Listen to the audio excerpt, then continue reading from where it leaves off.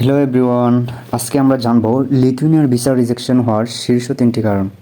আসলে ভিসা বলতে ভিসা না, ওইখানে টিআরপি দেওয়া হয়, মানে টেম্পোরারি রেসিডেন্স পারমিট দেওয়া হয়। অন্যান্য কান্ট্রিতে আমরা যখন অ্যাপ্লিকেশন করি তখন আমাদের পাসপোর্টে স্টিকার ভিসা দেওয়া হয়, বাট লিথুয়ানিয়ার ক্ষেত্রে ডিরেক্টলি আপনাকে ওরা টিআরপি প্রোভাইড করবে, যেটাকে আমরা সংক্ষেপে বলি টিআরপি।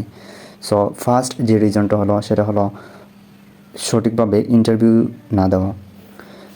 লিথুয়ানিয়াতে যারা অ্যাপ্লিকেশন করবেন অথবা করেছেন সবারই জানা আছে যে মাইগ্রিস ইন্টারভিউ দিতে হয়। ওরা আপনি বিএফএসএফে গিয়ে ফাইল সাবমিশন করবেন, ফাইল সাবমিশন করার পরে আপনাকে ইন্টারভিউর জন্য ডেট দেওয়া হবে। সো সেম ডেটে আপনি যখন ইন্টারভিউ দিবেন অনলাইনে আপনার মোবাইল অথবা পিসির মাধ্যমে ইন্টারভিউ দিতে পারবেন।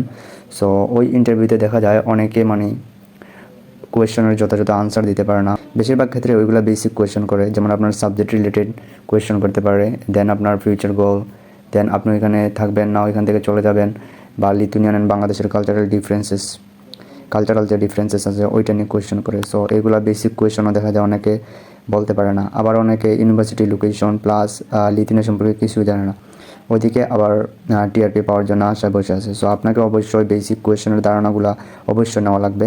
আর যদি আমাদের মাধ্যমে আপনারা ফাইল প্রসেস করেন অবশ্যই আমরা বেসিক কোয়েশ্চন প্লাস মক টেস্টের মতো আপনাদেরকে প্রিপারেশন নেওয়াই দেবো।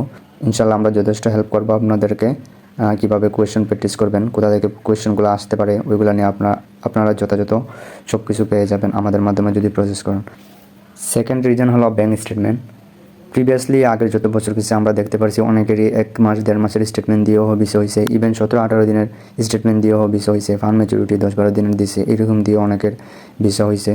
বাট এই ইয়ারে 2025-26 যে ইয়ারগুলো আসতেছে বা চলতেছে এগুলাতে 6 মান্থের ব্যাঙ্ক স্টেটমেন্ট লাগতেছে। সো আপনারা অবশ্যই সঠিকভাবে ব্যাঙ্ক স্টেটমেন্ট রেডি করবেন অ্যান্ড নিয়মিত ট্রানজ্যাকশন করার চেষ্টা করবেন অ্যান্ড লাস্ট 6 মান্থের স্টেটমেন্ট দিবেন।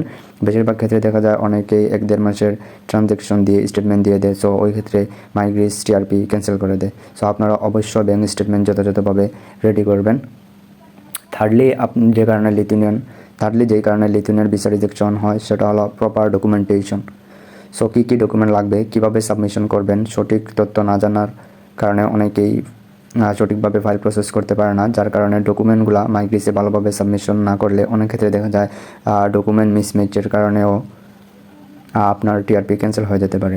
সো আপনারা অবশ্যই চেষ্টা করবেন আপনারা সঠিক ডকুমেন্টেশন রেডি করার জন্য, দেন ব্যাঙ্ক স্টেটমেন্ট, তারপর হলো ইন্টারভিউতে অবশ্যই ভালো করতে হবে, যেটাকে বলে মাইগ্রিস interview. So that's all about today. আপনাদের কোনো কোয়েশ্চেন থাকলে কমেন্ট বক্সে করতে পারেন, আর আমাদের চ্যানেলে নতুন হলে অবশ্যই সাবস্ক্রাইব করতে ভুলবেন না।